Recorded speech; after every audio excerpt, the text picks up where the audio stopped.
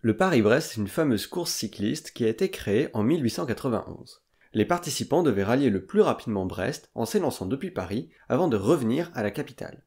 Organisée tous les 10 ans, elle n'a eu le droit qu'à 7 éditions, mais elle a permis de marquer l'histoire de la pâtisserie.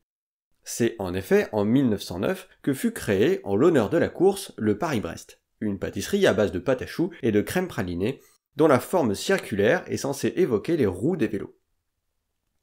L'origine du Paris-Brest est débattue, et le gâteau apparaît parfois sous le nom de Paris-Nice. Mais mon cœur balance vers la Bretagne, alors ça sera Paris-Brest.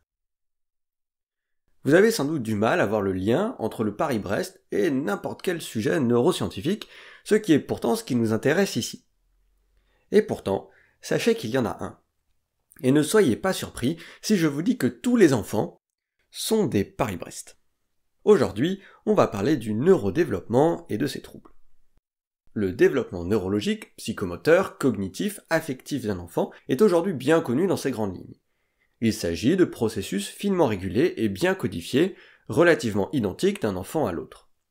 Par exemple, sur le plan moteur, les enfants se mettent assis souvent vers 6 mois et commencent à marcher entre 12 et 18 mois. Au fur et à mesure, ils développent de nouvelles compétences qui correspondent au développement de leur cerveau. Le développement cérébral commence dès la vie intra-utérine, dans le ventre de la mère. Dès ce moment-là, des millions de neurones sont créés chaque jour, accompagnés de millions de cellules de support qui vont les aider à se développer et à trouver leur place dans toute la complexité du cerveau. Une fois le bon emplacement trouvé, ils commenceront à discuter avec leurs voisins à l'aide de petites zones de contact qu'on appelle des synapses.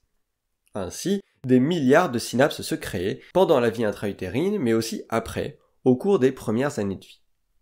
En parallèle, les grands câbles neuronaux, qu'on appelle des axones, qui permettent de propager l'information nerveuse au travers du cerveau et du corps de manière générale, deviennent plus efficients, en enfilant une sorte de gros manteau bien gras, la gaine de myéline. Cette dernière permet d'accélérer considérablement la propagation des influx nerveux le long de l'axone. La mise en place et le remodelage des connexions neuronales et des gaines de myéline permettent d'accroître les compétences des enfants, ce qu'on constate tous les jours quand on est parent. Ça vaut pour la marche, comme on le disait plus haut, mais aussi pour toutes les facultés les plus précises et les plus complexes, comme le langage et diverses capacités cognitives et attentionnelles. Par exemple, dès les premières semaines de vie, le bébé est capable de fixer du regard la personne qui interagit avec lui, de lui sourire, de vocaliser des sons vers lui. Quelques mois plus tard, il sera capable de pointer du doigt ce qu'il veut ou ce qui l'intéresse. L'ensemble du développement cérébral et des capacités psychomotrices se développe sur un rythme bien défini, si bien qu'on peut définir des normes de développement. Par exemple, la majorité des enfants arrivent à marcher entre 12 et 18 mois, disent leurs premiers mots vers 1 an, etc. Ce développement se poursuit bien au-delà de la petite enfance, et ne se termine qu'à l'âge adulte, vers 20 ans. Au cours de l'adolescence, d'autres processus neurodéveloppementaux sont à l'œuvre, et d'autres capacités cognitives se développent, comme par exemple les capacités de raisonnement abstrait. Ainsi, nous pouvons dire que le développement cérébral chez l'enfant correspond à un long chemin, qui prend comme origine le centre de Paris, disons au pied de Notre-Dame. Au cours de la vie intra-utérine, le fœtus et ses parents naviguent dans les rues parisiennes, avant d'arriver sur les galères du périphérique, c'est l'accouchement. Ensuite, le bébé s'élance, toujours accompagné de ses parents, vers l'autoroute A11, vers Le Mans, Rennes, la nationale 12 et enfin, au bout du chemin, Brest. Là-bas, devenu adulte, celui qui n'était qu'un bébé sur le périphérique parisien pourra prendre son envol, il montera dans un bateau pour partir explorer le monde. En temps normal, ce trajet dure près de 6 heures en voiture, et j'ai regardé 33 heures en vélo. Cependant, l'itinéraire n'est pas toujours optimal, la trajectoire peut dévier. Il peut y avoir des bouchons qui nous forcent à nous éloigner de l'autoroute, le GPS peut nous envoyer dans les petites routes, et parfois même nous perdre dans les petits patelins de la campagne bretonne. En soi, ce n'est pas si grave de ne pas suivre l'itinéraire optimal. Chaque enfant est unique, et tant que la déviation ne fait pas perdre trop de temps, et lui permet d'arriver à Brest sereinement, ça passe. Cependant, quand on s'éloigne de trop de l'itinéraire moyen, quand on se perd dans les petits chemins boueux, voire même qu'on se dirige carrément vers une autre ville, on parle de troubles du neurodéveloppement. Les troubles du neurodéveloppement correspondent à un développement du cerveau qui ne se fait pas de la même manière que la majorité des autres enfants. Il s'agit d'un vaste ensemble diagnostique qui regroupe un grand nombre de troubles psychiatriques. Il y a par exemple les troubles du spectre de l'autisme, les TSA, le TDAH, le trouble de déficit attentionnel avec ou sans hyperactivité, le retard de langage, le retard des apprentissages, les fameux 10, etc. Ces troubles se regroupent dans l'appellation globale de TND, troubles du neurodéveloppement, car ils partagent tous des caractéristiques communes et proviennent probablement de la même origine biologique. Ils ont en commun de tous débuter dans l'enfance, même s'ils ne commencent pas forcément au même moment. Par exemple, l'autisme se diagnostique souvent à partir de 2 ans, alors que le TDAH plutôt à partir de 6 ans. Ces différences s'expliquent par des trajectoires développementales et, dans notre image, des itinéraires empruntés qui sont différents. Les enfants avec autisme ont du mal à acquérir les outils de base pour la communication et les interactions sociales, et ils ont parfois tendance à privilégier les autres informations sensorielles, sur le plan tactile, auditif ou visuel par exemple. Ces capacités commencent à se développer très tôt, dès la première année de vie. Ainsi, une trajectoire développementale déviante pourra être détectée relativement tôt chez eux. Au contraire, dans le TDAH, c'est les capacités attentionnelles et les fonctions exécutives, qu'on pourrait imaginer comme une sorte de grosse boîte à outils cognitive, qui sont déficientes. Ces capacités se développent tout au long de l'enfance, et sont particulièrement malléables avant 6 ans. Ainsi, être en difficulté sur le plan attentionnel ou exécutif avant 6 ans n'est pas forcément anormal, car cela peut évoluer très vite. Après 6 ans, si ces difficultés restent présentes, elles ont tendance à perdurer, et on peut alors parler de TDAH. C'est pour ça qu'on ne traite pas ces enfants avant 6 ans, parce qu'avant 6 ans, on ne sait pas si la trajectoire est déviante ou pas.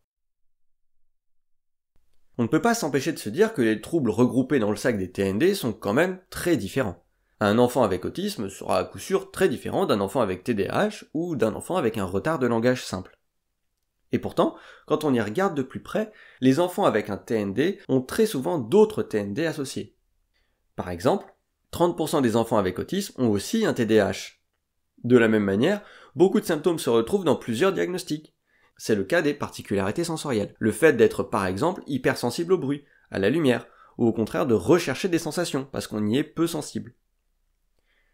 Les particularités sensorielles se retrouvent à la fois par exemple dans les troubles du spectre de l'autisme, ils sont très fréquents, mais aussi dans le TDAH. Et par ailleurs, ils se retrouvent aussi chez les individus complètement normaux, mais de manière moins intense et moins fréquente. Ces nombreux points communs suggèrent une origine commune des TND. Ainsi, chez les très jeunes enfants, il est parfois difficile de poser un diagnostic formel, d'identifier précisément le TND. Chez eux, on peut détecter un itinéraire différent des autres enfants, mais on ne sait pas encore vers où ils vont se diriger. Vers Brest, Cherbourg, Calais, peut-être. Le plus souvent, une réévaluation un petit peu plus tard permet d'y voir plus clair. On peut proposer chez les enfants avec un TND plusieurs prises en charge, plusieurs suivis, pour les aider dans leurs difficultés en s'appuyant sur leurs points forts. Par exemple, on peut mettre en place de l'orthophonie en cas de retard de langage, de la psychomotricité en cas de retard de développement ou de retard moteur, ou des groupes d'habilité sociale s'il y a des difficultés de ce point de vue-là. Le but de ces prises en charge est de guider l'itinéraire développemental des enfants, de leur permettre d'acquérir les fonctions clés qu'ils ont du mal à utiliser. Par exemple, la fonction de regarder dans les yeux est capitale pour avoir des interactions sociales de qualité. Et pourtant, c'est très difficile pour les enfants avec autisme. En leur apprenant comment faire, ils peuvent mieux se débrouiller en situation d'interaction, à l'école par exemple. Il ne s'agit pas de formater les enfants, de contraindre leur diversité développementale. C'est une richesse. Et après tout, finir son chemin à Cherbourg plutôt qu'à Brest n'est pas catastrophique. Mais il faut aussi se dire que finir à Mulhouse n'aide pas quand il s'agit de prendre le bateau pour faire le tour du monde. Et donc il faut bien les aider, ces enfants-là. Il est dans tous les cas important de faire un diagnostic précoce, d'identifier rapidement les itinéraires un peu bizarres. Plus on s'y prend tôt, plus on est efficace dans la prise en charge. On ne peut pas forcément revenir sur l'autoroute, mais on peut très bien se débrouiller en passant par les nationales. Il faut enfin bien préciser que l'image que nous utilisons met beaucoup l'accent sur l'influence de l'environnement sur les trajectoires développementales. Cependant, l'influence des facteurs génétiques est bien souvent encore plus grande. Pour en savoir plus, je vous renvoie vers mes articles du blog. Merci à tous d'avoir suivi cet épisode. Les TND sont passionnants, on a juste effleuré le sujet, et si vous voulez en savoir plus, j'en parle régulièrement sur mon blog. N'hésitez pas à me suivre sur les réseaux sociaux pour les derniers articles. À bientôt!